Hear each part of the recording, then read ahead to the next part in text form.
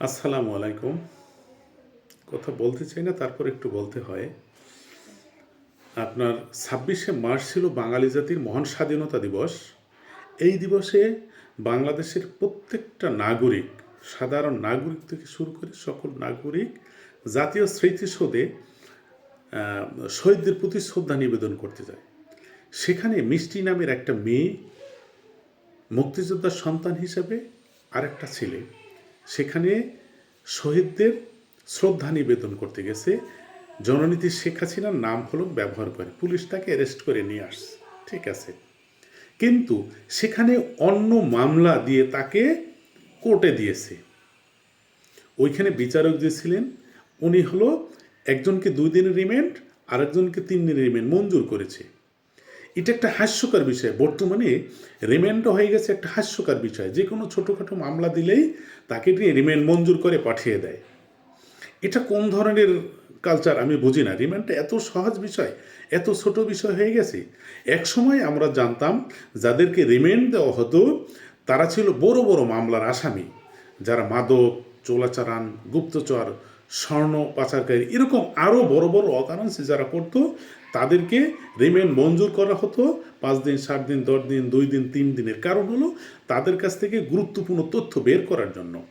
এখন আদালতে সামান্য একটা মামলা দিয়ে পুলিশ যদি তাকে আপনার রিমান্ড চায়, বিচারক তাকে আপনার রিমান্ড মঞ্জুর করে দেয়, রিমান্ড দিয়ে দেয়। আচ্ছা, রিমান্ডটা এত ছোটোখাটো একটা বিষয়। এই মিষ্টি জান্নাত আর এই ছেলেটা কী এমন অন্যায় করেছিল?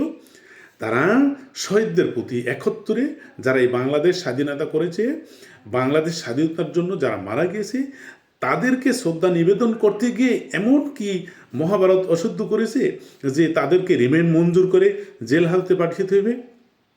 তাহলে বাংলাদেশে হাজার হাজার লক্ষ লক্ষ যে মানুষ রয়েছে তারা যদি শহীদ বিমানে শ্রদ্ধা নিবেদন করতেছে, তাদেরকেও কি অ্যারেস্ট করে রিমান্ড দেওয়া হবে? একটা সামান্য বিষয়, একটা মেয়ে মুক্তিযোদ্ধার পরিবার হিসেবে শহীদদের প্রতি শ্রদ্ধা নিবেদন করছে, সেখানে তাকে রিমান্ড মঞ্জুর করে পাঠিয়ে দিয়েছে। বাহ, বড় একটা ভালো কাজ করেছে, তাকে রিমান্ড মঞ্জুর করে দিয়ে দিয়েছে। আর মিষ্টি জান্নাত আর ওই ছেলেটা এমন কোনো কাজ করে নাই যার জন্য তাকে রিমান্ড মঞ্জুর করে পাঠিয়ে দেওয়া হবে। ধন্যবাদ, ভালো থাকবেন। আমি কথা বলেছি, যদি কিছু কিছু মানুষের খারাপ লাগবে, আসলে করার কিছু নেই। এটা বলেছি, আসলে আমার এই কাজটা ভালো লাগেনি। শহীদদের প্রতি শ্রদ্ধা নিবেদন করতে গিয়ে যদি রিমান্ড মঞ্জুর হয়, তাহলে এটা কোন মানুষের ভালো লাগবে?